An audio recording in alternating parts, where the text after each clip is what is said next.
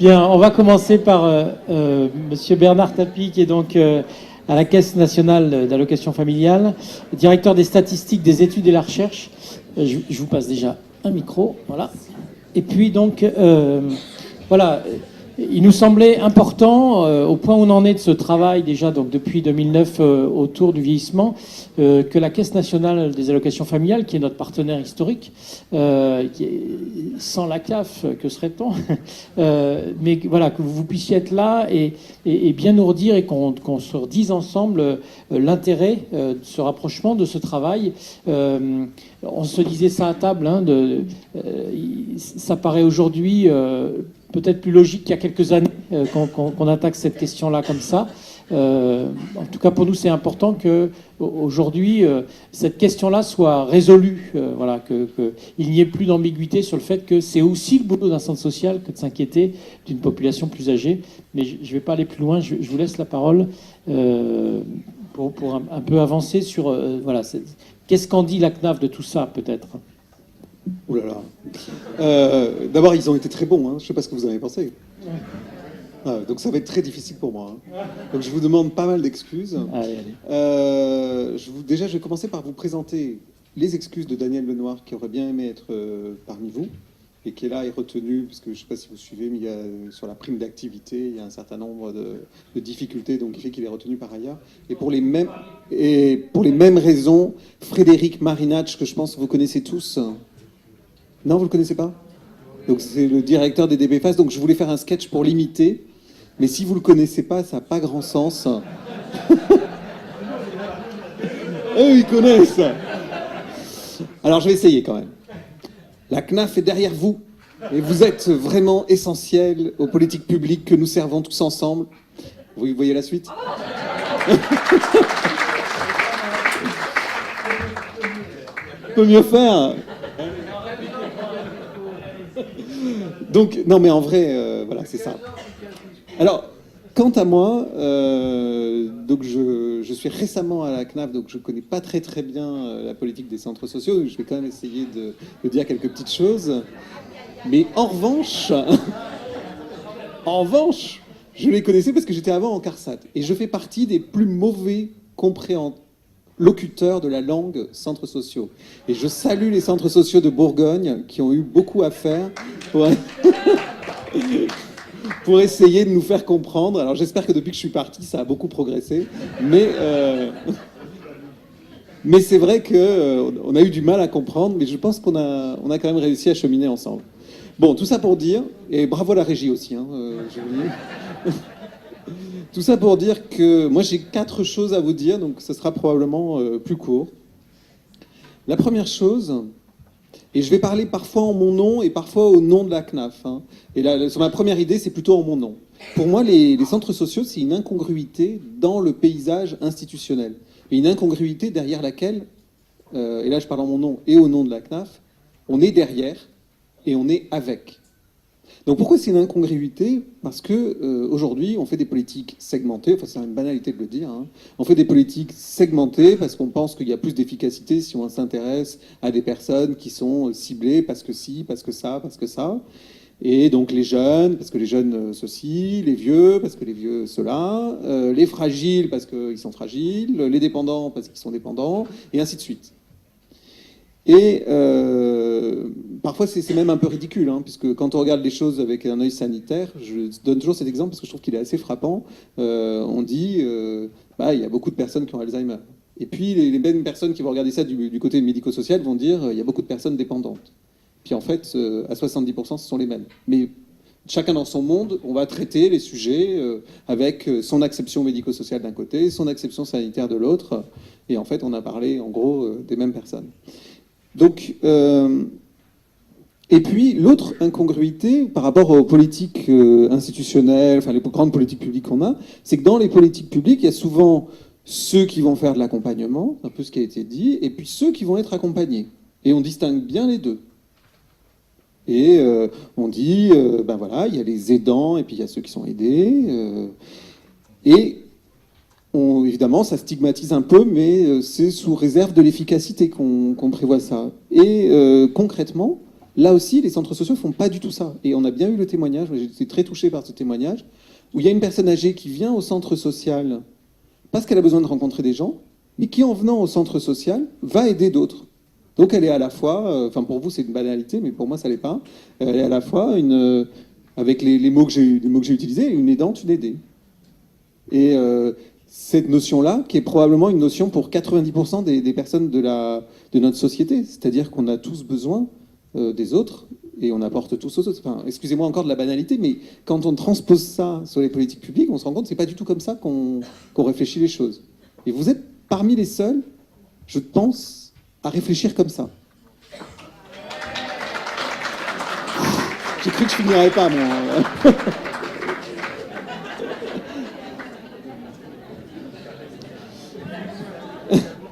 L'autre... Deuxième point. Pardon ? Allons-y, deuxième point. Une autre incongruité, toujours, c'est la question des territoires, donc je ne vais pas en faire long, c'est vrai qu'on a tendance à se dire, bon d'accord, les territoires ils sont différents, mais il faudrait bien quand même qu'on arrive à industrialiser, à faire un peu pour tout le monde pareil. Les centres sociaux ils se positionnent face à ça en disant, non, c'est pas tout à fait possible. Donc voilà, première chose, une incongruité, mais une incongruité que nous on assume. Nous, CNAF, on assume, parce qu'on pense qu'effectivement, le vivre ensemble, ce qui est quand même essentiel, et les éléments, je suis désolé d'en parler, mais quand même, les événements qui viennent de nous toucher sont quand même là-dessus un grand révélateur d'une faille dans notre vivre ensemble. Eh bien, nous à la CNAF, et je ne vais pas en faire des tonnes, mais nous à la CNAF, et vous aussi, on pense que ça passe vers justement cette transversalité. Considérer que chacun est l'aidant de quelqu'un d'autre, considérer qu'il n'y a pas des jeunes, des vieux, enfin, il y a des jeunes, des vieux, etc. Mais c'est dans une vue d'ensemble, dans l'intergénérationnel, qu'on va pouvoir rester en cohérence et que chacun va pouvoir y trouver son compte.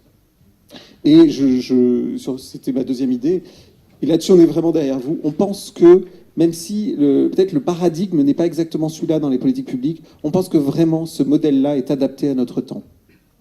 Et voilà. Et du coup, nous, on est vraiment derrière vous et vous êtes vraiment notre fer de lance pour notre action, en tout cas l'action de la CNAF, sur le vivre ensemble, la cohésion sociale. Je vais faire court, mais du coup, vous allez me dire, mais quel rapport avec les vieux, enfin la prévention de la perte d'autonomie ? Eh bien, ce modèle, et là, ça a été tellement bien dit que moi, je ne veux rien en rajouter, est extrêmement adapté à la prévention de la perte d'autonomie des personnes âgées, qui justement sont autonomes, donc peuvent être aidantes, mais sont aussi des personnes âgées et peuvent avoir besoin d'aide. Et donc elles trouvent dans les centres sociaux à la fois un lieu d'engagement, mais aussi un lieu où elles peuvent recevoir.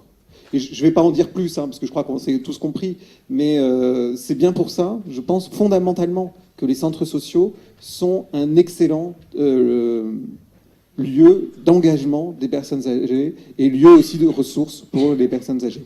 Peut-être une petite limite, si je peux me le permettre. Non ? Ok, donc je passe à mon quatrième point. De mon expérience bourguignonne, il m'avait semblé que quelquefois les centres sociaux ont un peu de mal, mais voilà, c'est à prendre avec toute réserve, ont un peu de mal à essaimer, c'est-à-dire à prendre ce qui est bien ailleurs et à se dire on va le faire, sans essayer de le réinventer. J'ai parfois eu cette impression, si elle est fausse, excusez-moi de le...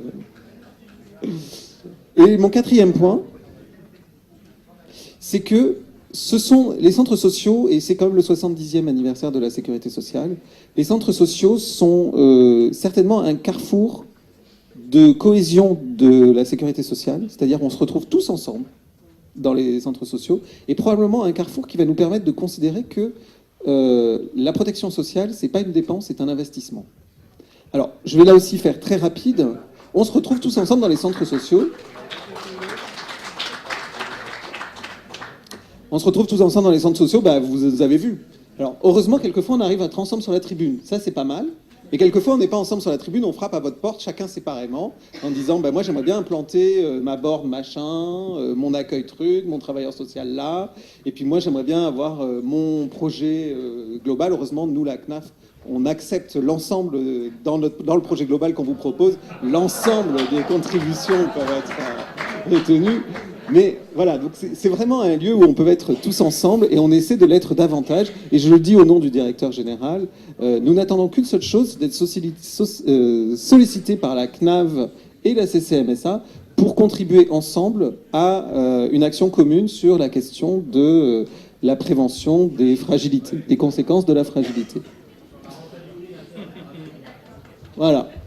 Et deuxième point, cette question de l'investissement social. Je crois que c'est un sujet sur lequel, qui est un peu tarte à la crème, hein, parce que si vous écoutez, vous voyez de quoi je parle quand je dis investissement social ?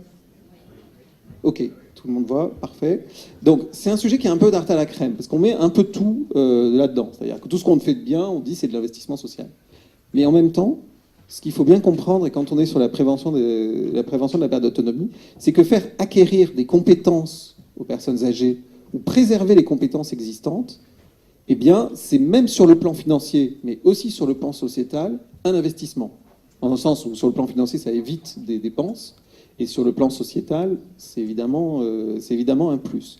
Et je pense que nous aurions intérêt à regarder notre action en termes d'investissement. Ça ne va pas changer les actions qu'on fait, ça va changer la manière de les positionner. Voilà, je voulais conclure là-dessus. Je suis désolé, il y a plein de choses que j'aurais dû dire que je n'ai pas dites. Merci. Mais voilà. Merci beaucoup. Bien, désolé, on passe un peu vite, mais c'est vrai que le temps est contraint. On voulait avoir un peu tous ces éclairages-là, mais en tout cas, grand merci. Alors, on a eu cet été, nous, un temps de travail avec l'ensemble des fédérations sur la question des modèles économiques des centres sociaux, et on s'est posé cette question-là, parce qu'il ne faut pas qu'on présente plus les coûts associés aux centres sociaux comme des investissements, plutôt. Donc, je crois qu'on est totalement en phase.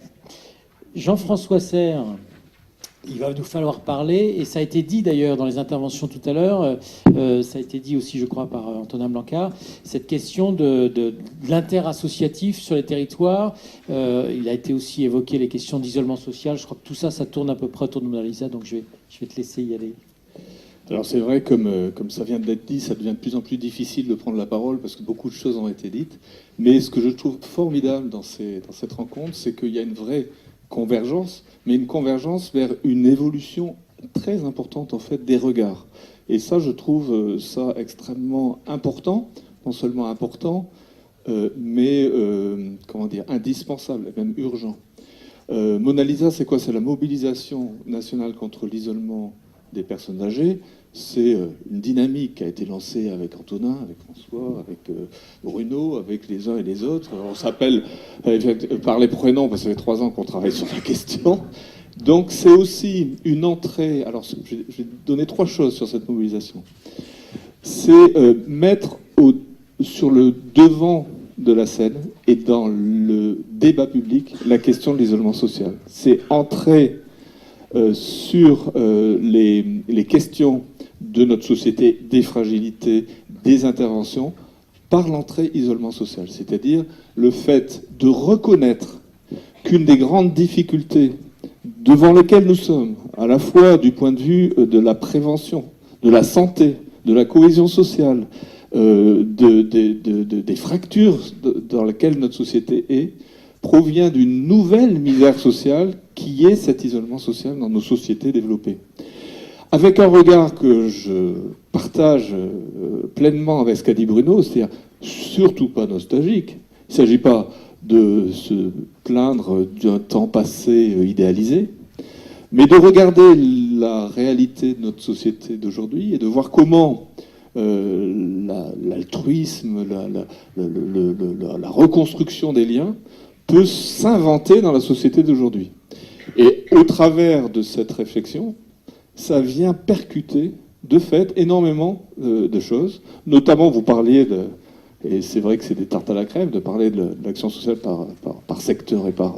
Mais j'allais dire, entre vos caisses, c'est la même chose. Entre vieillesse et famille, quand on parle de l'isolement social, c'est un processus, j'allais dire, qui concerne tous les âges, qui est plus puissant au niveau de grand âge, parce que la construction des réseaux de relationnel, eh bien, c'est au moment même où, en fait, il y a cette fragilité, cette déprise aussi, cette plus grande difficulté, j'allais dire, à avoir de l'énergie, c'est le moment où on aurait besoin d'aller conquérir de nouvelles relations parce qu'on est en train de les perdre. Bon, alors du coup... Si je peux me permettre, ouais. Peut-être aussi qu'entre les associations, parce que tu renvoies la balle, mais absolument. Peut-être que les silos, ça existe aussi entre les associations. Absolument. Non, alors je vais venir sur les associations, mais Mona Lisa, effectivement, ça a été travaillé avec les associations, mais pas que. Je veux dire, je voudrais quand même dire que la mobilisation nationale n'est pas simplement un collectif interassociatif, c'est comment dire, une dynamique qui met ensemble l'ensemble des acteurs concernés par la question. Pour les associations et les centres sociaux, je pense que la question du